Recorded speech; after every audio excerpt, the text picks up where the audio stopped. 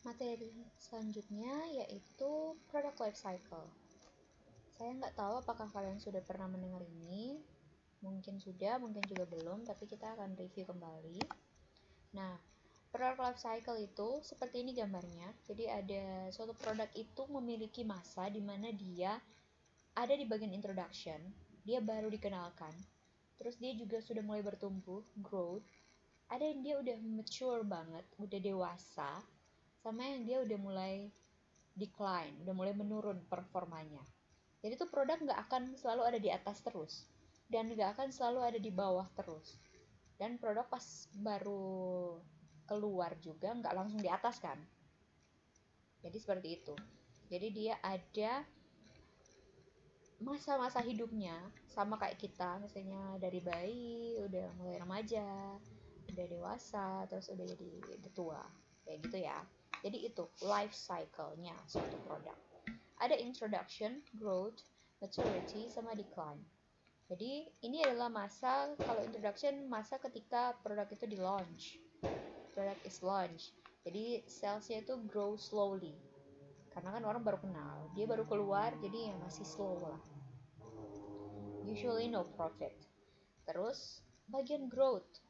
Bagian growth itu udah mulai berkembang, penjualannya udah mulai banyak, mulai grow rapidly, terus persuasive advertising udah mulai digunakan, prices mulai bisa dikurangi as new competitors enter the market. Jadi udah mulai ada profit. Maturity, maturity ini yang paling bagus tingkatannya ya, growth sama maturity. Jadi sales itu increase slowly. Jadi kalau yang sini kan salesnya itu rapid kan, sangat tinggi. Kalau ini karena dia udah mature, jadi udah mulai slow perkembangannya. Terus kompetisinya atau competitorsnya itu makin intens, ya. Advertising expenditure-nya is highest to sustain growth. Jadi setiap kita bahas sampai di decline dulu. Kalau decline ya udah mulai fall, udah mulai jatuh salesnya, udah mulai kekurangan pemasukan, udah mulai income-nya udah mulai menurun. Jadi sebenarnya di setiap stage kehidupan dari produk itu ada strategi pemasaran yang berbeda-beda. Kita akan membahas strategi itu mungkin tidak di sini, mungkin nanti, karena sangat-sangat banyak kalau misalnya kita harus bahas di sini sekalian. Jadi nanti kita akan membahas tentang strategi dari setiap fase produk, kehidupan produk, ya. Ini sama aja dengan yang tadi, cuman agak berbeda. Silahkan bisa dibaca di sini, pasti bisa langsung mengerti. Terus ini adalah penjelasan yang lebih bagus lagi supaya kalian lebih ngerti. Jadi ini ada bagian development atau introduction tadi, growth, maturity, decline. Salesnya seperti ini. Competitionnya masih low kalau di sini. Kalau ini udah fierce banget competitionnya. Terus kalau marketing purpose-nya, kalau yang di sini tuh explain your product, seperti yang saya bilang kan, strategi pemasarannya pasti berbeda. Kalau yang growth itu to reach out more people, karena kan kamu growth, jadi strategi pemasaran kamu tuh ya reach out supaya semakin banyak orang membeli produk kamu. Terus maturity, karena di sini kompetisinya udah mulai fierce, sudah mulai lebih sulit, maka kamu harus bikin suatu differentiation, bikin suatu perbedaan sehingga menunjukkan bahwa produk kamu itu unik dibandingkan dengan produk-produk lainnya. Dan kalau di decline itu to get rid of outdated products. Kalau pricing strategisnya ini akan kita bahas nanti, tidak sekarang. Oke. Ini bisa dibaca sendiri. Product management goal. Ini ada contohnya, bisa dilihat juga. Ini ada contoh-contohnya untuk product life cycle. Jadi kalian bisa cari contoh product life cycle dari berbagai macam produk. Pasti ada. Nah, kita masuk di bagian yang kedua, bagian brand. Jadi Sebelum masuk di bagian kedua ini, oke, ada yang bisa menyebutkan ini apa saja? Jadi ada Nokia, ada Flickr, Samsung, Twitter, Starbucks, Foursquare, dan lain-lain. Angry Birds, Canon. Jadi ini sebenarnya adalah logo-logo ya, logo dari brand-brand tersebut. Logo dari brand tersebut. Nah, brand atau merek adalah nama atau istilah, tanda, simbol, desain atau suatu kombinasi dari atribut-atribut produk yang dapat memberikan identitas pada suatu barang. Membedakan barang tersebut dengan barang lainnya. Oke, sebelum kita lanjut, sebenarnya brand ini sangat banyak atributnya, dan sangat luas penjelasannya, dan kita tidak akan bisa menyelesaikannya dalam satu pembahasan di satu pertemuan ini. Jadi, kalau sudah selesai mungkin kelas kita, semua materi kita akan bisa kembali ke bagian brand ini, karena brand ini sangat menarik untuk kita kupas lebih mendalam, ya. Jadi nanti kalau sudah selesai kita akan kembali lagi. Untuk saat ini kita mempelajari yang bagian dasarnya aja dulu. Peran merek bagi konsumen itu apa aja sih? Dia untuk mengidentifikasi, membuat konsumen memiliki tanggung jawab, dan lain-lain. Bisa dibaca sendiri. Terus ini semestinya lanjutannya hak kekayaan intelektual dan lain-lain. How to build strong brands? Bagaimana cara membuat brand yang kuat? Jadi kalian harus punya brand positioning. Terus ada brand name selection. Jadi cara memilih nama brand itu akan mempengaruhi how strong your brand is gonna be. Terus brand sponsorship, brand development. Kita lihat satu persatu. Jadi brand positioning strategy decision itu ada termasuk dalamnya product attributes, product benefits, product beliefs, and values. Seperti yang saya bilang tadi, karena pembahasan brand ini akan panjang, jadi akan kita bahas lebih mendetil setelah semua materi selesai. Brand name selection. Brand name selection ini jadi harus bisa menunjukkan benefit and qualities. Terus sebisa mungkin tuh yang gampang dipronounce gitu. Jangan cari brand atau bikin brand tuh yang susah-susah namanya, yang kamu sendiri akan kesulitan untuk mempronounce. Terus distinctive, extendable, translatable for the global economy, ya. Jadi bisa ditranslate, bisa dimengerti. Terus hati-hati karena ada beberapa nama brand yang kalau misalnya ditranslate mungkin atau di bahasa negara mana jadi aneh gitu, atau artinya tuh nggak bagus. Jadi you have to be careful in deciding your brand name.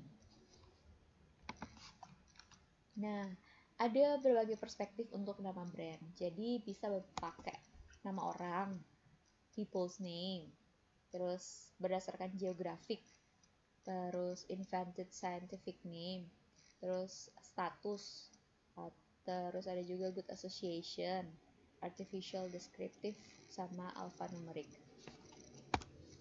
Dari gambar-gambar ini, contohnya, ayo yang mana? Kalau ini apa? Ini kayaknya Adidas. Oh iya, bener Adidas. Jadi ini Adidas. Jadi bapak yang ada di sini tuh namanya Bapak Adidas. Saya lupa siapa namanya lengkapnya.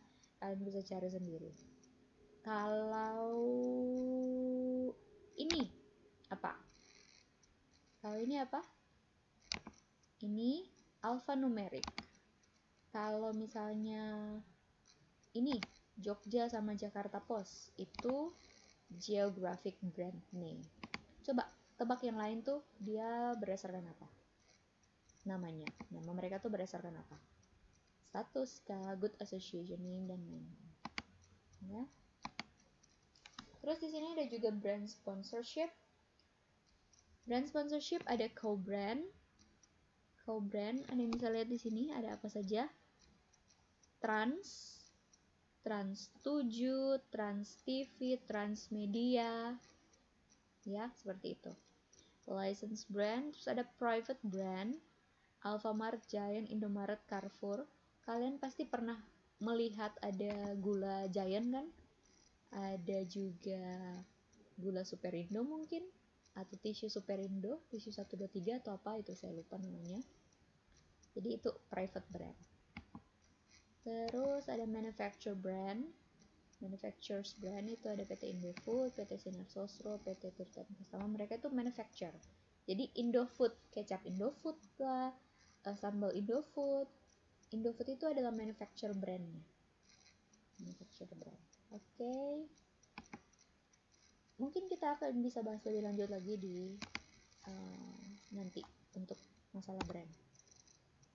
Nah, sama ini juga untuk strategi pengembangan merek. Line extension ada line extension, brand extension, ya nih extension, multi brand sama new brand. Jadi menggunakan nama merek yang sudah ada ditambahkan variasi seperti diubah ke bentuk baru. Kalau brand extension nama mereknya juga sudah ada, dikembangkan dan diperkenalkan untuk menunjukkan produk baru. Multi brand, banyak brand baru, banyak merek baru namun masih dalam kategori produk yang sama. New brand untuk yang emang baru banget. So here we have. Jadi ini matriks ini berdasarkan produk kategori sama berdasarkan brand name-nya. Jadi kalau brand name-nya itu new, yang baru, yang di bawah sini, yang existing brand name itu yang di sini. Kalau ini produk kategorinya, produk kategori yang emang udah existing sama yang new. Contohnya kalau yang existing di sini ada Indomie. Indomie. Dia contohnya ada Indomie apa ya? Indomie goreng rasa apa ya? Ada yang suka makan Indomie? Ya pokoknya macam-macam lah. Ada Coke Diet Coke, Coke Zero. Kalau yang ini ada Pond's Man, ada Vaseline Man juga. Ini Sosro, ini multi brand kan. Ada Sosro, terus di Sosro itu dia memproduksi ada teh botol sama fruity juga. Jadi macam-macam. Oke. Lebih lanjut untuk brand bisa kita pelajari lebih mendalam nanti di akhir kelas. Nah, kita masuk ke bagian yang selanjutnya yaitu packaging. Packaging itu fungsinya ada seperti yang sudah tertulis di sini untuk melindungi isi tentunya. Kenapa sih packaging itu penting? Emang perlu ya dibahas ya? Emang perlu kamu secara spesifik memikirkan bagaimana bentuk packagingnya, bahan dari packaging itu seperti apa? Itu sangat penting. Nanti akan kita bahas kenapa dia sangat penting. Nah, fungsi dari packaging itu adalah ini, melindungi isi tentunya, terus kemudahan menggunakan produk. Kalau misalnya ada yang kayak botol aqua yang slim bagian tengahnya, itu kan lebih enak untuk dipegang, ya kan? Atau ada misalnya yang packagingnya aqua yang bisa dibuka terus diminum kayak botol apa? Kayak botol olahraga gitu kan, biar dia nggak gampang tumpah, itu packaging juga. Jadi itu membuat orang lebih menyukainya. Terus pemakaian ulang dapat diisi kembali untuk wadah lain misalnya. Terus daya tarik warnanya, iya, karena kalau packagingnya jelek kan ya orang kayak nggak tertarik gitu. Ini kok nggak menarik bentuknya, aneh, atau mungkin ya lebih bagus kalau beli ini, warnanya tidak terlalu menarik untuk cewek atau untuk cowok dan lain-lain. Terus untuk memudahkan distribusi, jadi supaya mudah disusun, mudah dihitung, mudah dipindahkan. Terus informasi, supaya customer itu bisa tahu informasi apa saja yang mereka butuhkan. Misalnya kalau untuk makanan ya, kayak kandungan gizinya apa aja, berapa persen gulanya, ada berapa miligram kadar natriumnya di situ. Terus pengembangannya, kemajuan teknologi, daur ulang dan lain-lain. Nah, kalau packaging itu ya sangat beragam berdasarkan colorsnya, size, shape, weight, pictures, labels, and materials. Ada kan yang misalnya kayak yang tadi contoh Pepsodent ada yang 190 gram atau mungkin ada yang 50 gram, yang mini, yang kecil, atau mungkin kecap manis. Kecap manis ada yang di botol, ada yang di saset. Blue Band ada yang di saset, ada juga yang di bentuk bulatnya itu, apa sih itu? Yang 250 gram, ada yang beratnya 250 gram, ada juga yang 125 gram. Itu sangat berbeda-beda. Ya, jadi itu sangat diperhitungkan juga nanti untuk diketahui mana yang paling sering dibeli oleh customer. Jadi ini tuh ternyata dia lebih menguntungkan kita karena bahan packagingnya murah dan dia sangat banyak dibeli oleh customer. Jadi customer lebih suka membeli Blue Band yang 125 gram misalnya. Ya, kayak gitu. Atau mungkin Indofood yang kecap manis yang saset dibandingkan dengan yang botol, karena yang botol ternyata lebih mahal dan produksinya juga lebih susah, lebih ribet karena harus pakai botol. Sedangkan saset ya lebih murah mungkin. Jadi seperti itu. Nah, ini anatomy of product packaging. Jadi ada bermacam-macam hal yang bisa kamu masukkan di packaging dari produk kamu. Saya nggak bisa membaca dengan jelas. Di sini ada ingredients-nya, nutrition-nya, terus barcode-nya. Jadi kamu harus ada barcode pastinya ya. Country of origin, jadi informasi-informasi seperti itu. Volumenya berapa? Nutritional symbols-nya apa aja? Vegetarian symbols dan lain-lain. Jadi itu anatomy of product packaging kamu. Is it worth spending millions of pounds? Spending millions of rupees on product packaging? Yes. Jawabannya yes. Karena it conveys critical product information to buyers. Jadi ada information yang sangat penting, critical information yang perlu diketahui oleh buyers. Seperti ini. Jadi Head and Shoulders ini ada apa aja dia? Terbuat dari apa sih Head and Shoulders itu? Terus juga, putting a message on packaging costs significantly less than newspaper, TV, or internet advertising. Jadi, kamu mau mengiklankan produkmu itu, bisa langsung lewat packagingnya ini. Packaging yang keren itu ya kayak kamu mengiklankan produkmu. Itu sudah merupakan suatu advertising yang jauh lebih murah. Jadi kayak udah kamu produksi packagingnya, produksi produknya langsung dengan advertising di situ. Kalau kamu bikin packaging yang bagus. Visual elements of actual products. Jadi kayak di sini ada lemon, jeruk, dan di dalamnya berarti menggambarkan ini tuh terbuat dari jeruk alami, yang diperas alami, dan lain-lain. Visually appealing packaging can provoke impulse buying. Jadi kayak gini, kalau kita melihat, wow itu di sereal itu kayak enak banget ya, pengen coba deh. Kayak Coco Crunch itu kan kelihatan enak sekali kan kalau misalnya ditaruh di mangkok, terus ada susu, ada Coco Crunch-nya, akan mendorong customer, especially children, to buy the products. Not only children actually, me as well. Nah, 70% to 80% of all purchasing decisions are made inside the store. You realize how important is product appearance. Jadi sama kayak kalau misalnya kalian sering nonton MasterChef, pernah nonton MasterChef, pasti mereka sering mengomentari tentang itu kan, bagaimana plating, bagaimana kecantikan dari makanan-makanan itu yang dibikin oleh para chef itu di piring mereka. Itu karena itu appearance dari suatu produk itu, wujud penampilan dari suatu produk itu atau suatu makanan atau apapun itu akan mempengaruhi selera ataupun pembelian dari customer. Seperti yang di sini. Ini hasil penelitian. Jadi produk packaging itu sangat penting.